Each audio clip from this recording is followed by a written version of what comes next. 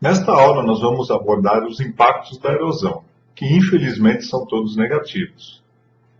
A erosão do solo, com certeza, é o processo que leva a maior parte da degradação dos solos, podendo torná-los, inclusive, improdutivos. Esses impactos extrapolam a produção agropecuária. Também tem influência sobre diversas questões ambientais. O tipo e a intensidade do impacto da erosão do solo também depende da forma como o processo ocorreu. Vamos utilizar a classificação da erosão discutida nas aulas anteriores e discutir primeiro os impactos causados pela erosão devido à concentração de grandes fluxos e volumes de enxurrada. Nesses casos, os impactos são muito facilmente visíveis, causam danos às culturas já implantadas e grandes áreas de assoreamento muito próximos àqueles locais onde o solo foi removido pela turbulência da enxurrada. A erosão associada a isso são as vossorocas. Numa microbacia hidrográfica da região de Piracicaba, ocupada principalmente com cana-de-açúcar, medimos 3.031 vossorocas. As 26 vossorocas maiores ocupavam 60% do volume total de erosão associado a esse processo, e o restante, 40%. Apesar das vossorocas ocorrerem de forma generalizada nessa microbacia hidrográfica, as 26 maiores concentraram mais da metade da quantidade da erosão associada à concentração de enxurradas. Esse tipo de erosão apresenta uma distribuição geográfica normalmente concentrada. É necessário haver a combinação de alguma forma de interceptação e concentração de enxurrada, geralmente estradas, terraços seccionados ou outras formas de interceptação no relevo, em solos altamente suscetíveis a esse processo. Essa combinação de fatores não ocorre na bacia hidrográfica como um todo. Portanto, as posições da paisagem específicas em que elas se combinam vão concentrar essa forma de erosão. Vamos comparar agora a quantidade de erosão associada à concentração de enxurrada com as outras formas. Para isso, estimamos na mesma microbacia hidrográfica a quantidade de erosão laminar e em pequenos sulcos, como pode ser visto neste mapa. As cores azuis e verdes indicam zonas de deposição, e as cores quentes, saindo do amarelo para o vermelho, a erosão, em forma crescente. Quando olhamos os números, percebemos algo importante. Apesar das vossorocas serem um processo generalizado na bacia hidrográfica e bastante concentradas numa porção dela, o total de erosão em vossorocas representou, nessa área, 3,5 toneladas por hectare ano. Enquanto a erosão laminar em sulcos, muito menos visível e evidente, somou, em média, 27 toneladas por hectare ano. As erosões em vossorocas provocadas pela concentração de fluxo de enxurrada provocam um dano enorme, mas restrito aos locais onde elas ocorrem. A erosão laminar em sulcos, como vimos, soma uma quantidade de erosão muito superior àquela decorrente da concentração de enxurrada em vossorocas. Então é esperado também que os impactos dessa erosão sobre o solo e sobre o ambiente também sejam maiores. Os principais impactos da erosão laminar em pequenos sulcos vão ocorrer sobre a capacidade produtiva do solo, degradando o solo como um recurso natural e também nas zonas de deposição através do assoreamento. Vamos ver agora algumas informações sobre a relação entre a erosão e a produtividade agrícola das culturas. Vamos utilizar alguns ensaios realizados para tentar identificar essa relação. Esse ensaio foi realizado com erosão simulada. O solo é um latossolo argiloso, álico. Isso quer dizer que em subsuperfície ele é ácido e o alumínio apresenta toxicidade ao desenvolvimento das culturas. Removemos o solo gradualmente, de 0 a 45 centímetros de profundidade, e na sequência plantamos algumas culturas. A primeira delas foi o milho. O ensaio também contou com 3 tratamentos. O primeiro deles é o controle, em que apenas foi feita a semeadura.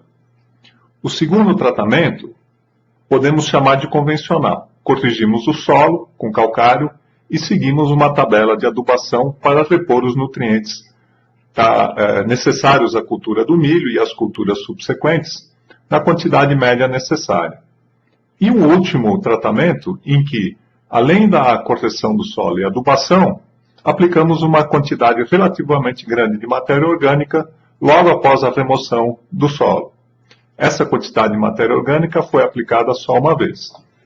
Essa forma de tratar o solo é semelhante àquela utilizada na recuperação de áreas de canais e terraços após a sua construção. Vemos aqui uma imagem do primeiro cultivo de milho realizado logo após a implantação dos tratamentos. No primeiro plano da foto, a região em que houve a maior remoção e não houve nenhuma restauração do solo, nem com calcário, nem com adubo. Devido às condições muito desfavoráveis da subsuperfície do solo para o desenvolvimento das plantas, essas nem chegaram a se desenvolver muito após a emergência.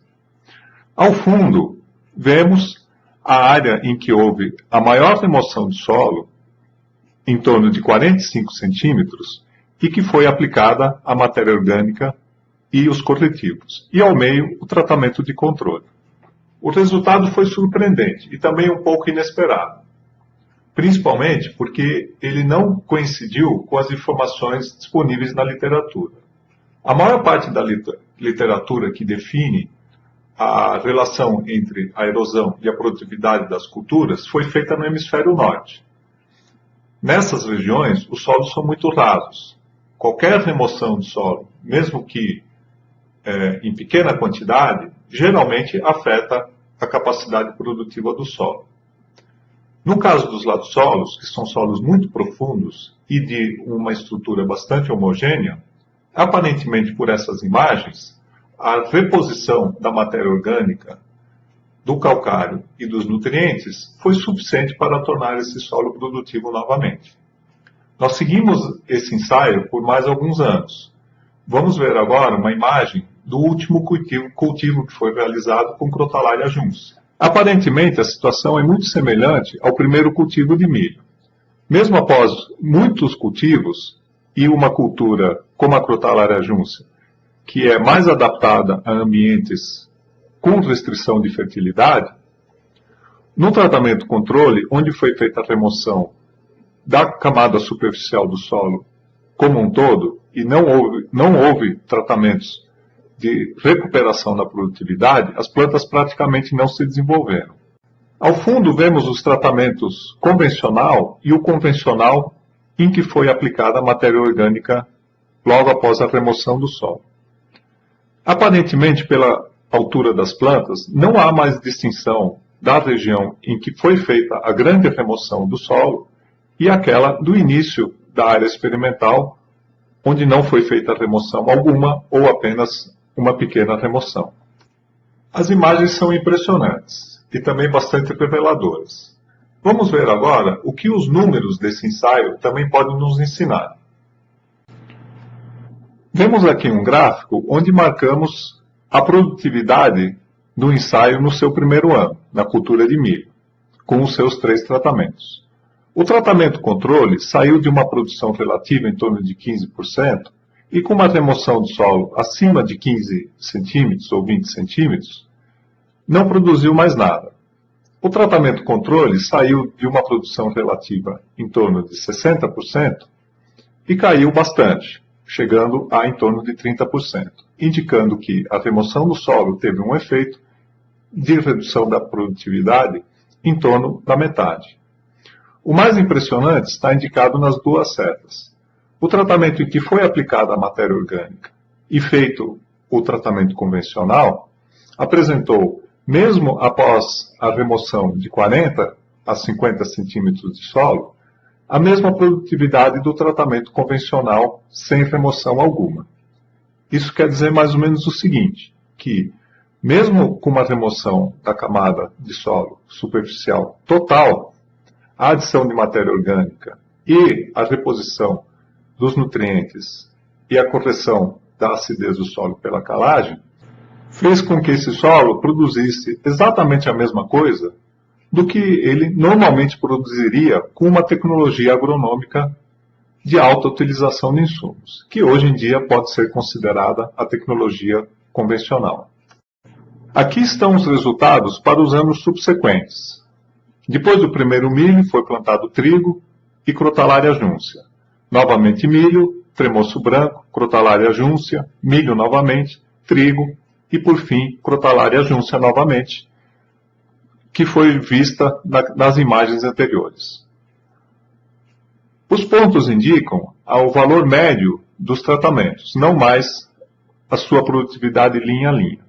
Percebemos claramente que o tratamento identificado como sendo o convencional, já no segundo milho atingiu, em média, a mesma produtividade do tratamento de matéria orgânica e convencional. Se considerarmos que o tratamento convencional já recuperou plenamente sua produtividade no primeiro ano, podemos afirmar que, no segundo cultivo de milho, que nesse caso foi a terceira cultura em sequência, o tratamento convencional atingiu a mesma produtividade, apresentando uma recuperação plena, em média, de sua capacidade produtiva. A grande produção de matéria orgânica dos agroecossistemas, quando eles são produzidos com grande utilização de insumos e visando altas produtividades, faz com que o efeito da adição dos testes de cultura seja semelhante àquele obtido já no primeiro ano com a adição da matéria orgânica adicional. O tratamento de controle permaneceu com produtividades muito baixas até o final dos 3 anos. Provavelmente, ele não irá recuperar essa produtividade num curto espaço de tempo. Esse ensaio deixa clara a enorme capacidade de recuperação da produtividade em solos profundos e de textura e estruturas homogêneas como os ladossolos, na situação específica de seu cultivo com grande quantidade de insumos visando suprir a necessidade de nutrientes das plantas e corrigir a sua acidez, que é uma condição natural desse tipo de solo. Vamos ver agora um ensaio diferente, em que, ao invés de usar erosão simulada, preferimos observar a relação entre a erosão e a produtividade das culturas numa condição natural, em que a erosão aconteceu de forma natural. Além disso, mudamos o solo. Partimos para um argissolo, em que a menor homogeneidade do solo, devido ao seu gradiente textural, e a sua menor profundidade, podem interferir também nessa relação. Vemos aqui a paisagem geral da região em que foi feito o ensaio. As cores mais claras e mais avermelhadas na paisagem indicam situações de grande remoção de solo. O que está exposto é ou a rocha, na condição das manchas vermelhas, ou os horizontes superficiais, principalmente o horizonte E e o horizonte B textural desse solo, que apresentam uma cor mais clara. Em primeiro plano, vemos a cor original da superfície, ainda dominada pela influência da matéria orgânica mais escura. O ensaio propriamente dito também apresentava essa variação de exposição de solo, desde situações em que o horizonte superficial ainda estava preservado, até situações em que a rocha, o material de origem, já estava exposto. No centro da área havia 2 vossorocas, em que a quantidade de erosão era muito maior e causada pela concentração de fluxo da enxurrada vindo da estrada. A cultura que indicou a produtividade foi a Crotalária júncia. Do lado esquerdo dessa figura, vemos a produtividade dessa cultura. A cor vermelha indica produtividades muito baixa, indo até a cor verde, em que a produtividade era muito elevada. Do lado direito, vemos a espessura remanescente do solo. Determinamos isso através de tradagens. As cores verdes indicam situações em que esse solo ainda tinha preservado mais de 80 centímetros, ou seja, na sua superfície ainda ocorria o horizonte superficial A com grande quantidade de matéria orgânica. Até as cores mais vermelhas, em que o solo remanescente já tinha menos de 40 centímetros, a cor vermelha indicando a rocha exposta sobre as duas vossorocas. A relação direta entre produtividades baixas e espessuras baixas fica evidente apenas nessas duas cores finais, o rosa e o vermelho. Nas cores verde, azul e amarela, em que o solo ainda tem profundidade remanescente acima de 60 ou 50 centímetros, aparentemente não há uma relação muito direta entre a produtividade da cultura, em que essa apresenta tanto valores médios até altos. Podemos concluir que a relação direta entre a queda da produtividade e a espessura remanescente do solo ocorreu apenas quando esse solo remanescente tinha menos do que 50 centímetros. Quando representamos esses resultados no gráfico, encontramos a mesma situação. Estatisticamente, apenas o ponto indicado como vermelho, naquele em que a espessura do solo já é menor do que 20 centímetros, diferiu dos outros pontos. Aparentemente, há um patamar de produtividade média estável, com um solo remanescente acima de 50, 60 centímetros, com uma tendência de queda acentuada após atingir essa espessura. Aquilo que observamos no ensaio de erosão simulada, no lato-solo, se confirmou nesse ensaio do AGSolo em erosão natural. O solo, se cultivado com grande quantidade de insumos e reposição de nutrientes e matéria orgânica, principalmente dos restos de cultura, é capaz de resistir à queda de produtividade. Nesse caso, como o solo é menos profundo, o AGSolo, descobrimos também que isso tem um limite. É aquele em que a espessura remanescente do solo fica muito pequena, geralmente abaixo de 50 centímetros. Nesse caso, apenas a reposição de matéria orgânica e nutrientes é insuficiente para manter a produtividade. A espessura remanescente é insuficiente para garantir condições físicas adequadas do solo para que a planta absorva a água que ela necessita nos seus processos biológicos. Uma vez que é impossível recuperar essa profundidade perdida, podemos considerar que esse solo foi integralmente degradado. Vamos ver agora como seria o comportamento disso na microbacia em que temos os dados para simular a diminuição da espessura do solo através da erosão. Lembrando ainda que as maiores quantidades de erosão estão na erosão laminar em sulcos. Através de modelos de erosão, estimamos a diminuição da espessura do solo ao longo do tempo e aplicamos a produtividade relativa observada no ensaio do AGSolo. Lembrando, até atingir uma espessura em torno de 50, 60 centímetros, a produção relativa permanece estável e constante. Logo após isso, ela cai rapidamente até atingir uma produtividade praticamente nula quando esse solo fica abaixo de 10 centímetros de espessura. Vemos aqui o resultado ao longo do tempo, 100 anos, 200 anos, assim por diante, até o final da simulação de 1000 anos. Nessa imagem, congelamos o ano 361. Como dá para observar, muitas áreas vermelhas já aparecem. São áreas em que a produção relativa já caiu para perto de 0%.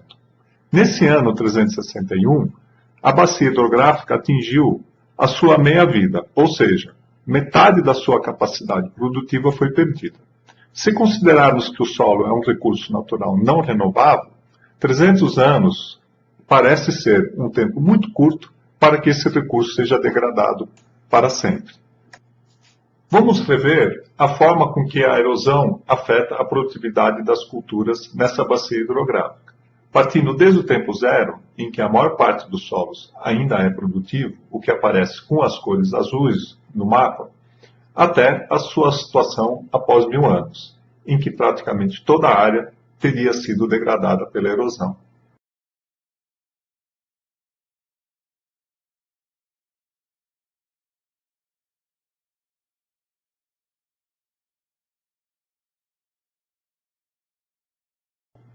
Outro aspecto muito importante que precisamos considerar é que os efeitos da erosão laminar em pequenos sulcos não são tão facilmente visíveis. Eles não provocam danos imediatos à cultura. A sua percepção se dará apenas quando a produtividade começar a ser comprometida. Como vimos, quando a produtividade é comprometida, o solo já tem uma espessura insuficiente para qualquer medida de recuperação razoável. Outro aspecto muito importante dos impactos da erosão é a sua contribuição para a remoção de nutrientes do agroecossistema. Junto com os sedimentos, há nutrientes. Esses nutrientes estão aderidos principalmente à fração coloidal do solo, à matéria orgânica e à argila, que tem maior mobilidade com a erosão. Esses nutrientes, além de fazerem falta para as culturas, eles também podem contribuir para a poluição e o assoreamento de cursos e reservatórios de água. Fizemos uma análise para tentar entender a contribuição da erosão na remoção de nutrientes em diferentes formas de realizar a produção agrícola. Vamos ressaltar duas formas. Uma delas são sistemas de produção com alta utilização de insumos, em que objetiva-se elevar a produtividade, portanto, há a utilização de fontes externas de nutrientes e corretivos em grande quantidade. E um outro em que os sistemas são mais tradicionais, em que se aproveita os ciclos naturais dos nutrientes do agroecossistema para prover as plantas com a nutrição necessária. Os resultados são apresentados de forma gráfica. Consideramos como planta teste a cultura do milho. As adições de nutrientes aparecem com a cor azul e os processos de perda com a cor vermelha. Consideramos as perdas de colheita, de fixação, de lixiviação, de erosão e volatilização. As adições pelos adubos, pela ciclagem, pelos restos vegetais e pelas precipitações atmosféricas. Consideramos dois nutrientes na simulação, os dois normalmente mais escassos nos agroecossistemas, que são o nitrogênio e o fósforo. Os números são bastante reveladores. Dê uma olhada com calma neles e já vamos discuti-los.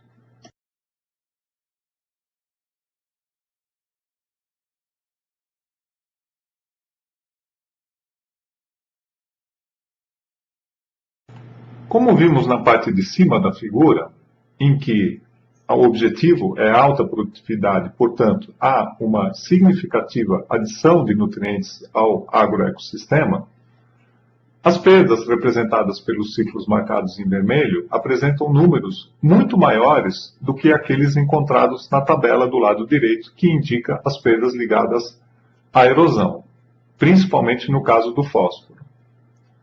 Mesmo com quantidades de erosão muito elevadas, da ordem de 25 toneladas por hectare ano, os ciclos naturais de perda, como volatilização, lixiviação e fixação, apresentam números maiores. Já na parte de baixo, em que se procura aproveitar os ciclos naturais dos nutrientes do agroecossistema, em sistemas de baixa utilização de insumos, também chamados de tradicionais, a tabela do lado direito, em que aparecem as perdas de erosão, apresentam números nos ciclos de perda semelhantes ou maiores, no caso do nitrogênio, do que aqueles ciclos naturais esperados dentro do agroecossistema. Fica claro aqui também que, nos agroecossistemas de menor utilização de insumos, as perdas provocadas pela erosão são mais importantes na remoção de nutrientes. Naqueles em que, naturalmente, já há uma grande quantidade de adição de nutrientes, visando altas produtividades, os ciclos são mais abertos, principalmente a lixiviação e a fixação dos nutrientes. A erosão do solo contribui, mas contribui relativamente muito menos nos ciclos de perda desses sistemas, que já são, naturalmente, muito mais abertos e necessitam de adições constantes de nutrientes para manter a elevada produtividade. Resumindo essa parte que tratou da relação entre a produtividade agrícola e a erosão. Tudo depende muito da situação inicial. Solos mais rasos são mais suscetíveis à perda de produtividade. Nos solos mais profundos, principalmente nos latossolos, no caso da grande adição de insumos dos sistemas de produção que visam elevada produtividade, há uma capacidade muito grande de resistência a essa queda de produtividade, mesmo em situações de erosão mais intensa.